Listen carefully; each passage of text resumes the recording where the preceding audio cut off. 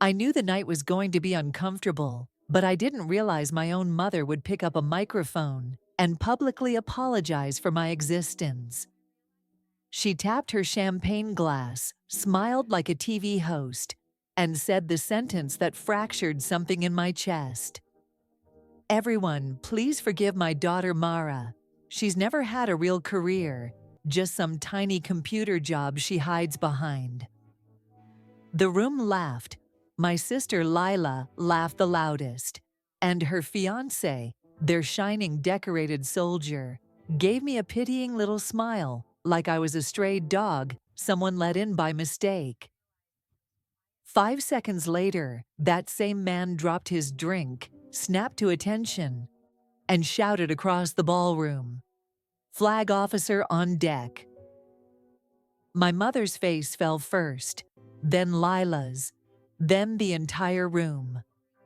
Because that was the moment they realized the useless daughter they'd been apologizing for is the one person in that building who outranks every man Lila has ever dated.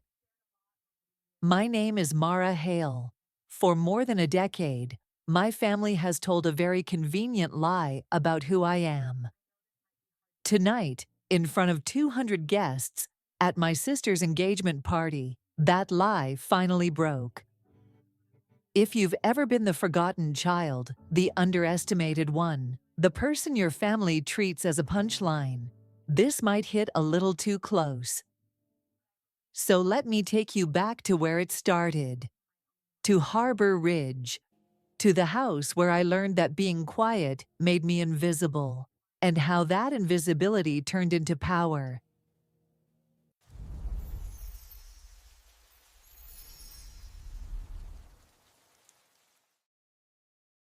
I didn't wake up one day and decide, you know what, I think I'll become the disappointment.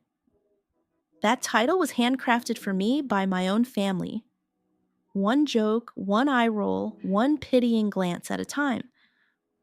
I grew up in Harbor Ridge, North Carolina, a coastal town that looks beautiful on postcards and suffocating in person. It's the kind of place where people inherit not just houses and businesses, but expectations. You're not just someone's kid, you're someone's legacy project. My mother, Vivian Hale, treated that like religion. Hair always perfect, smile always calibrated, voice always 5 decibels louder when an important person walked into the room. She didn't raise daughters, she curated exhibits. Exhibit A, my younger sister, Lila. Blonde, sparkly, born knowing how to pose for cameras, captain of the dance team, homecoming queen, somehow always, accidentally, near the photographer at every school event. Exhibit B, me, Mara. Too quiet, too serious, too much time spent with books and weird computer things. When I was 12, I heard my mother in the kitchen pouring wine for her friends. She said, "Lila shines, Mara absorbs light." They laughed. Of course they did. It sounded clever if you weren't the punchline. I walked in right as she said it. We made eye contact. Her smile faltered for half a second, then snapped back into place. "Oh, sweetheart," she called. "We're just teasing." I smiled like it didn't hurt, took the plate she handed me, and carried the dishes to the dining room. My ears rang with the word absorbs. My father, Derek, was a ghost who paid the bills. He managed a chain of marinas along the coast. He loved boats, numbers, and business trips that kept him in hotels more than at home. To him, Lila and I were push notifications, easy to swipe away. He wasn't cruel, he just wasn't there. Lila figured out early that loud and pretty got you attention. She learned to laugh on cue, tilt her head just so, cry when it bought her something. I learned the opposite. If I stayed out of the way, no one got annoyed. No one sighed my name like it was an inconvenience. So I disappeared. Into books, into code, into any world that wasn't theirs. Computers made sense in a way people didn't. If something broke, you found the bug and fixed it. You didn't pretend it was fine while smiling for Christmas photos. By high school, I was writing small programs to automate my homework, not to cheat, just because I was bored and curious. My mother saw lines of code once on my laptop and frowned like she'd caught me watching something obscene. "Why are you wasting time on this?" she asked. "Normal people go to law school or marry someone successful. They don't sit in the dark typing." I wanted to say, "Normal people in this town seem miserable." Instead, I just said, "I like it." She sighed, the kind of long-suffering sigh you usually reserve for chronic illness, not your daughter being good at math. "You're making it very hard for me to brag about you," she said. "As a mother, that's all I ask." I remember thinking, "You're not asking me to live? You're asking me to market for you." But out loud, I said nothing. Silence was safer. Silence meant less damage. Then, during senior year, the Navy recruiter showed up. He wore a crisp uniform and had lines around his eyes that said he'd seen actual problems, not just country club inconveniences. He laid out brochures, talked about technical tracks, cyber operations, scholarships. Everyone else half listened. I listened like my life depended on it. He looked at my test scores, my calm demeanor, my ability to solve logic puzzles faster than anyone else in the room. "You don't just understand systems," he told me quietly. "You think in systems, you could do something that actually matters." No one had ever said that to me. Not once. Not in those words. So I signed. Not on impulse. Not to rebel. But because for the first time, there was a world where my brain was an asset, not an inconvenience. At my farewell dinner, my mother ordered the good wine and turned it into a show for her friends. To Lila, she toasted, who will stay here and give this family a future. And to Mara, who's going off to play with computers for Uncle Sam. The table laughed, and Uncle clapped me on the shoulder. "At least you'll have benefits," he said. "Government health care and all that." Lila leaned over, lip gloss shining, and whispered, "Send me a dog tag. It'll look cute in photos." I left Harbor Ridge with one suitcase, a bus ticket, and the quiet, stubborn belief that my life could be bigger than the script they'd written for me. What happened next doesn't fit into a holiday newsletter, no matter how hard my mother tried. While she told people, "Mara's somewhere on a base being dramatic. She can't tell us anything." I was in windowless rooms with no personal phones and too many screens. Screens that showed maps, data streams, and sometimes live feeds from places the news would never mention. I went through training that rewired the way I saw the world. Threat patterns, attack surfaces, digital doors people didn't even know they'd left unlocked. I learned how to trace an intrusion from a small-town server in Europe back to a rented room in another country before anyone outside that building even knew they were under attack. I learned how to say, "Yes, authorize," knowing that decision would keep thousands of people from ever realizing how close they'd come to disaster. On paper, I climbed ranks fast. On screens, my name began appearing in chains of command boxes above men twice my age. Eventually, there were stars on my shoulders. Rear Admiral, Senior Cyber Command. In that world, when I walked into a briefing, people stood. They shut up, they listened. Not because I was loud, but because the stakes were. Back home, none of that existed. As far as Harbor Ridge was concerned, I was Amara, the one with the laptop who never posts anything online. my social media footprint was deliberately wiped and locked.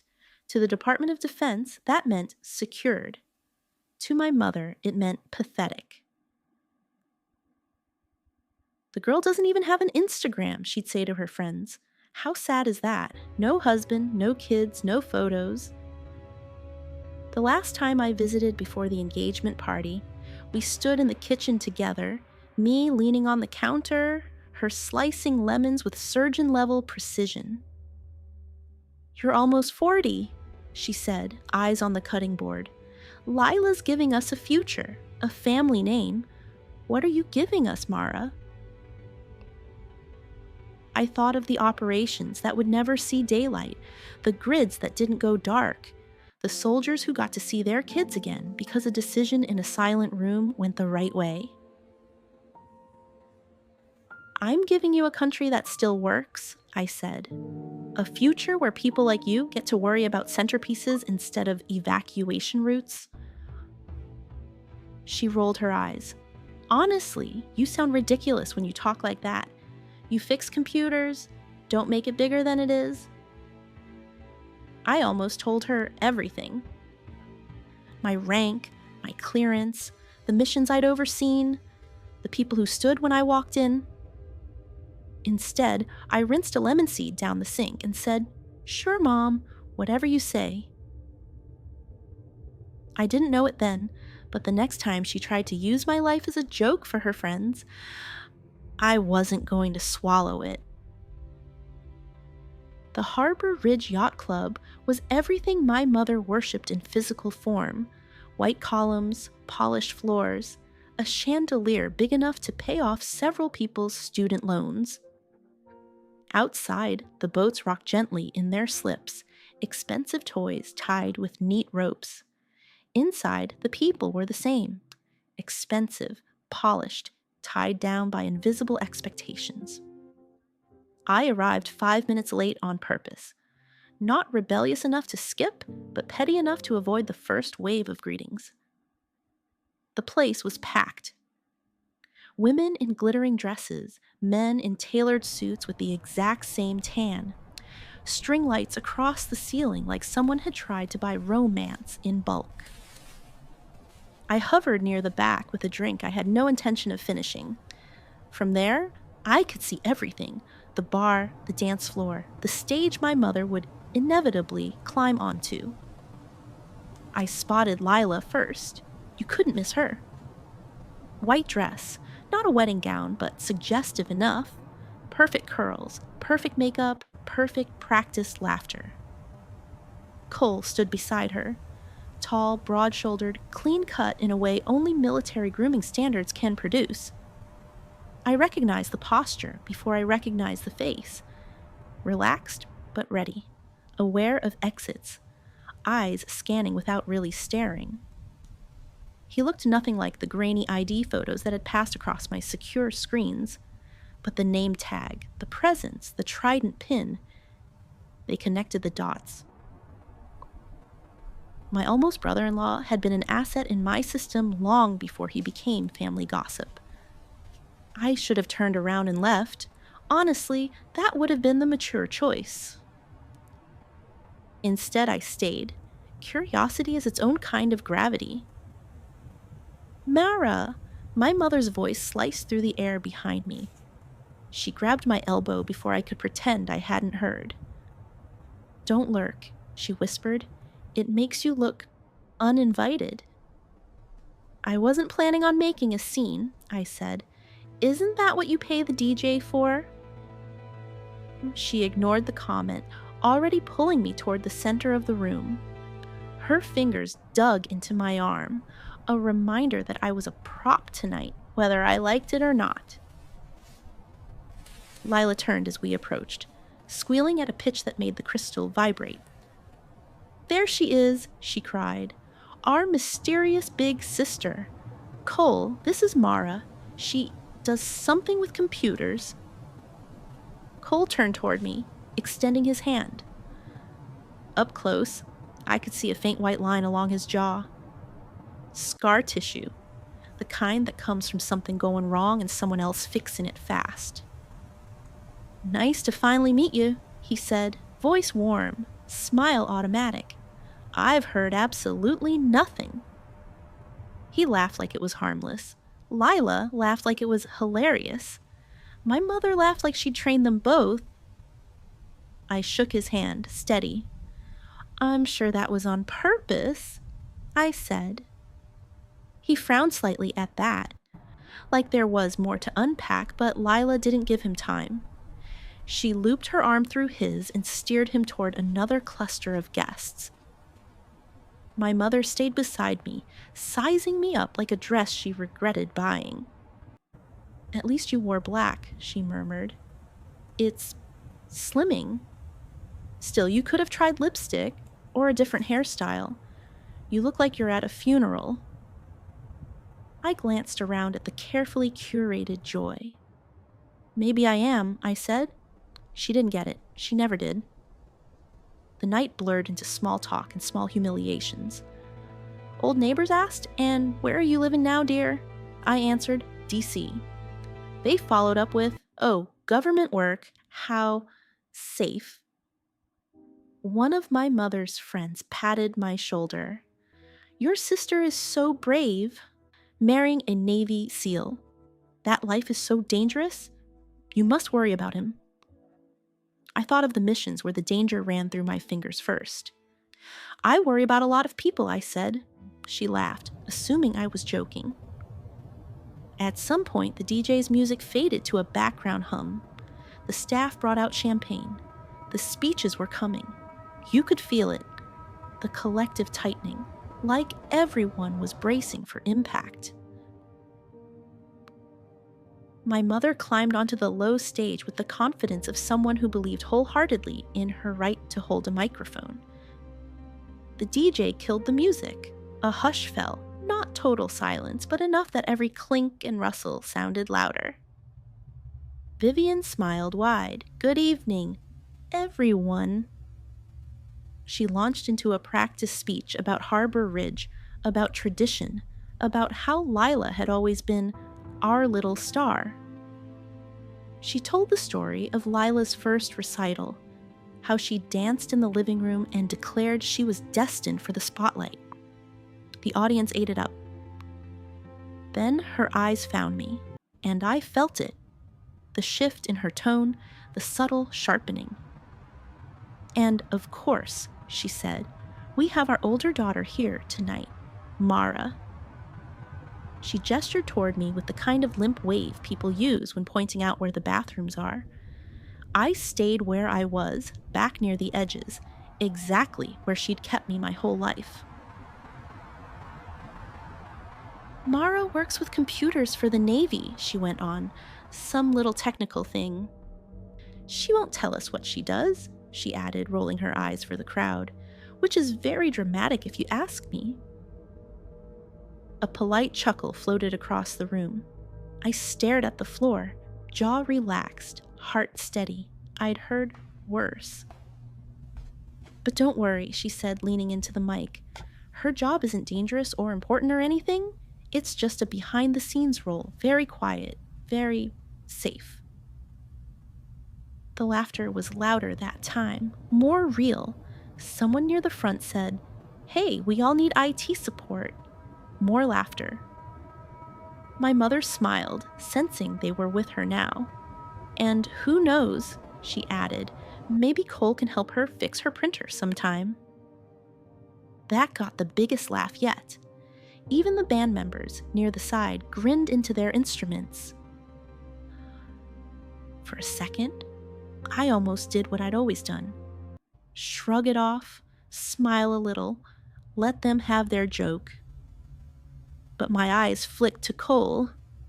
He had turned toward me during the joke, probably out of reflex, ready to offer that "sorry, your mom is weird" smile people give when they think you're harmless. Our eyes met. Really met. I watched the change happen in real time. The easy grin faltered. His brows pulled just slightly together. His gaze tracked over my face like he was seeing it for the first time. Not as Lila's sister, but as a pattern he recognized from somewhere much less comfortable. His pupils widened. His throat worked. The color drained from his face so fast it almost made me dizzy. Something in his brain finally connected the portrait on the wall, the name on the orders, the voice in certain high-level briefings with the woman standing by the back table holding a half-empty glass. The glass in his hand slipped, shattered against the polished floor. A sharp crack went off like a gunshot. The laughter died mid-breath. Dozens of heads turned. Cole's body moved on pure reflex. His heels snapped together, his spine straightened so violently it looked painful. His shoulders squared, chin lifting just enough to find the exact point above my head protocol drilled into him. And then, with a voice built to cut through explosions and chaos, he shouted, "Flag officer on deck." The room was instantly completely silent. The words echoed off the crystal and marble, bounced against the far wall, and landed right at my mother's feet. My hand loosened on my glass. I set it down on the nearest table, slowly, carefully. 200 people who had never really seen me were suddenly looking at nothing else. And that was the exact second my life with them cracked open. For a heartbeat, no one moved. We were all frozen in the same frame.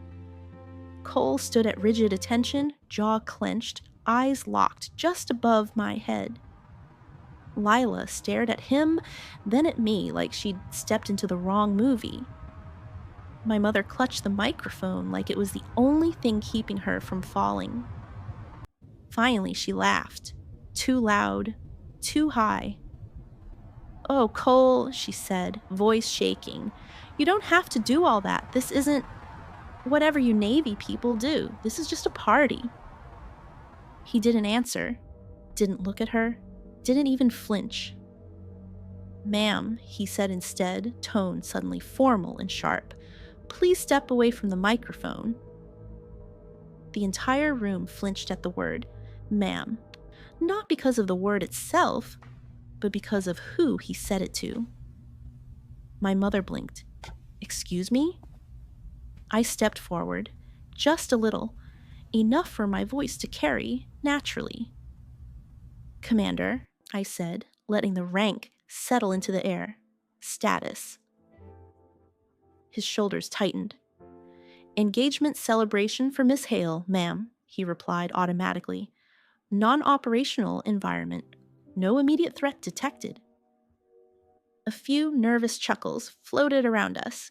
Some people still thought we were doing some kind of weird, pre-planned bit. We weren't. "As you were, Commander," I said. I raised my hand in a small, practiced, almost lazy salute, the kind you give when you've been doing it for far too many years. He returned it instantly, then dropped to parade rest beside Lila.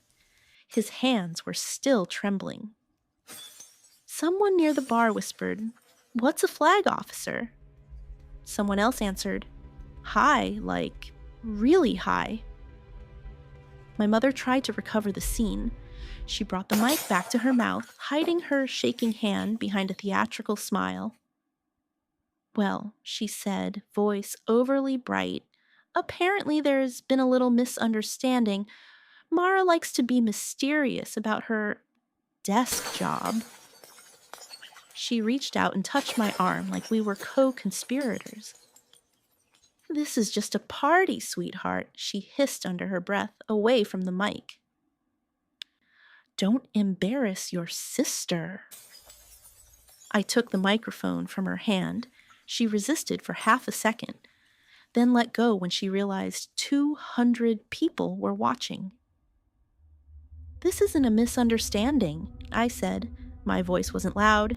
It didn't need to be. The silence did most of the heavy lifting. I looked at Cole. "Commander Mercer, you recognize me now?" Yes, ma'am, he said, still standing straight. Rear Admiral Mara Hale, Joint Cyber Command Authority.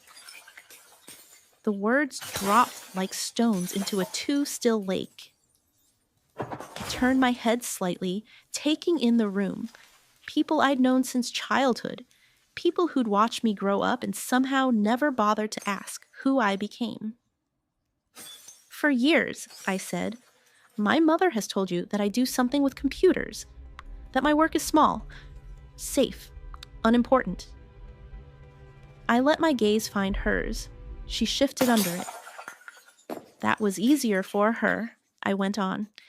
Easier than admitting she didn't understand my life and never tried to. You never told us, she snapped. Her voice shook now, not with fake emotion, but real anger. You lied to your own family. Yes, I said simply. When necessary, when asked things I am legally forbidden to answer. That's called security, Mother, not drama. A murmur rippled, not laughter this time, something closer to reassessment. Lila stepped forward, eyes bright with humiliation. So what? You think you're better than us because some guy in D.C.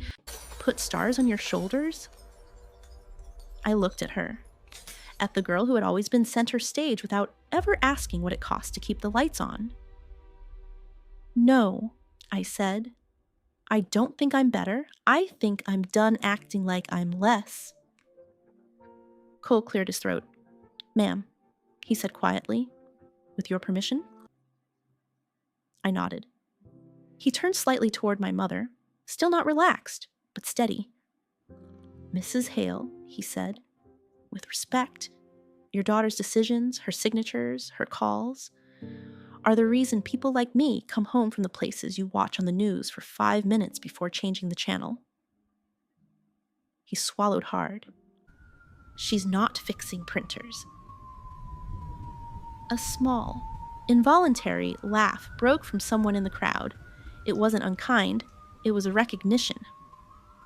My mother's cheeks went blotchy. Her voice jumped an octave. You're all making a scene? She hissed. This is Lila's night, not whatever this is. She reached for the microphone again. I stepped back, out of range. The scene was already written, I said. You just didn't expect me to step out of my assigned role. I took a breath. One of those deep, grounding breaths we teach junior officers before their first high-stakes briefing. For the record, I said, what happened here tonight is a security issue. I will report it. I will handle it, like I always do. I looked at my family, at the woman who never really saw me, at the sister who only valued people when they made good photos, at the man who now knew exactly where I stood in his chain of command. And after that, I added, I'm done letting you tell my story for me. I handed the microphone to the nearest table, not to my mother, to a stranger. Then I turned, walked through the parted crowd, and left the ballroom without saying goodbye. No one followed me. No one called my name. For the first time in my life, that felt like freedom. People love to imagine that a moment like that fixes everything. It doesn't. It just tells you exactly what's broken. I didn't go back to my mother's house that night. I drove to my hotel, took off the black dress that still smelled like other people's perfume, and sat on the edge of the bed staring at my phone. No messages, no missed calls. I shouldn't have been surprised. In her version of events, I had ruined Lila's night. Admitting she'd pushed too far would require self-awareness, and that was never part of her brand. The next morning, I was on a plane back to Washington. Looking down at the grid of the city through the oval window, I felt lighter, exhausted and strangely lighter. At work, I did what I always do when something explodes in my personal life. I treated it like an incident report. Date, time, location, nature of disclosure, number of witnesses. I left out the jokes, the printer line, the tone of my mother's voice. Those details belonged to a different kind of file. Security and counterintelligence ran their checks. Someone in a suit asked, "Any indication that guests were recording or streaming?" I almost laughed. Of course there were phones. It was Harbor Ridge, but nothing had hit the wrong corners of the internet. Yet. Risk level contained, provided I created some distance. "Given your position," one of the investigators said carefully, "limiting contact with non-cleared relatives may be advisable." "I figured," I said. "I've already started."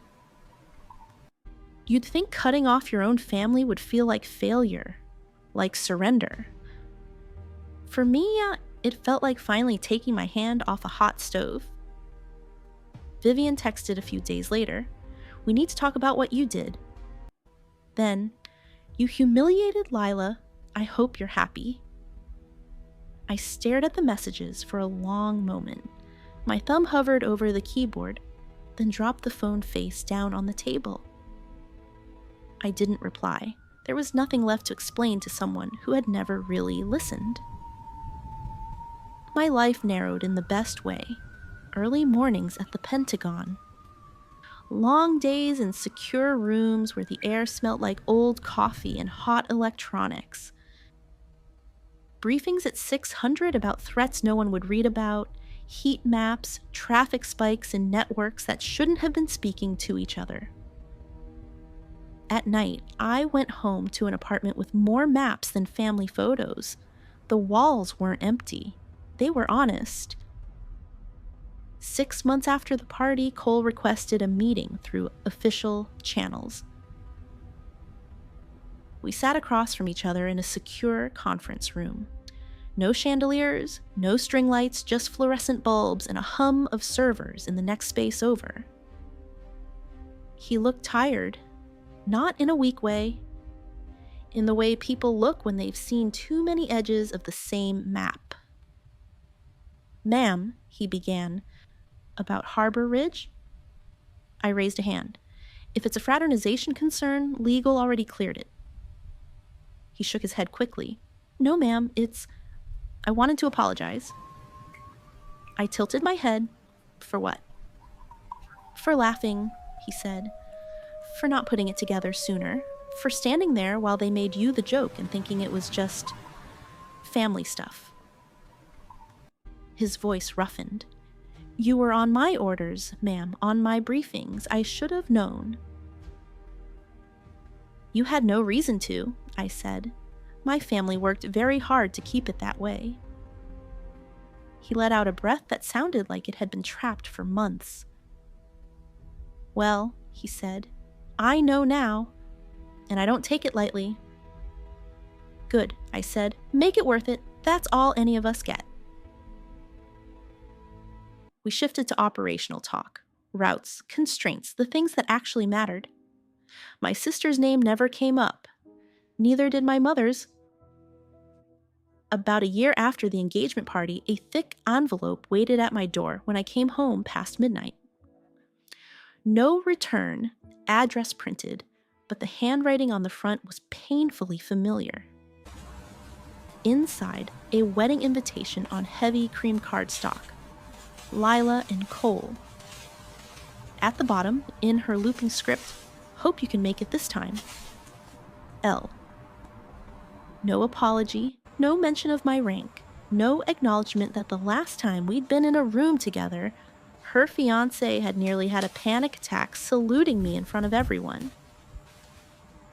I set the card on the counter, made myself dinner, and ate it standing up while staring at the sharp, embossed letters.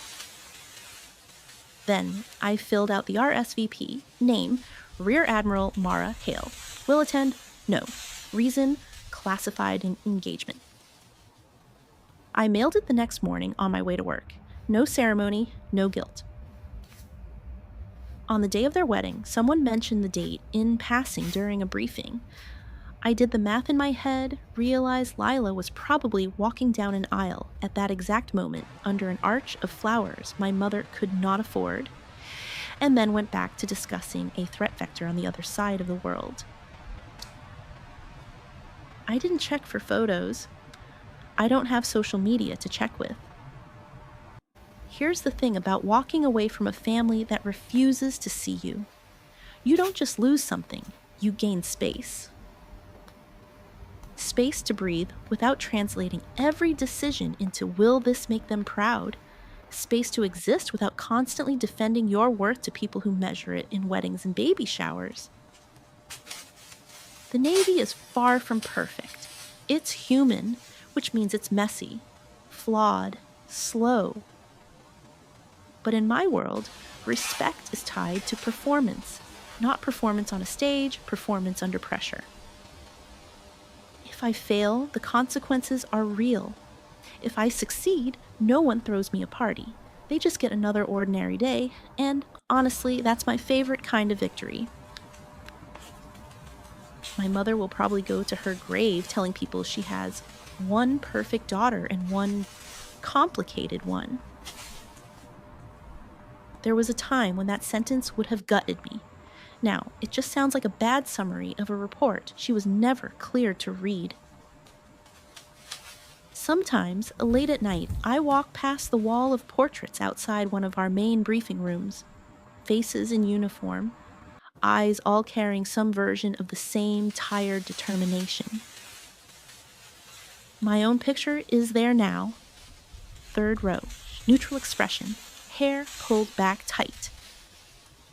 Every once in a while, I catch a junior officer doing a double take, glancing from the portrait to me in real life, then straightening their posture a little. They don't know that for years I stood in living rooms and dining rooms with my shoulders hunched, making myself smaller so other people could feel bigger. Not anymore. So here's my confession. I spent a long time trying to earn a salute from the wrong crowd. The salute that finally mattered was the one that came from a man who had seen combat and realized who I was too late to keep his glass from shattering. And the quieter one I gave myself when I finally walked out of a life that required me to disappear. My name is Mara Hale. I am not the disappointment. I am not the printer girl. I am not invisible. Some heroes get toasts. Some get silence. Me? I got a shattered glass, a terrified salute in a yacht club ballroom, and a freedom I should have claimed years ago. And honestly, that's enough.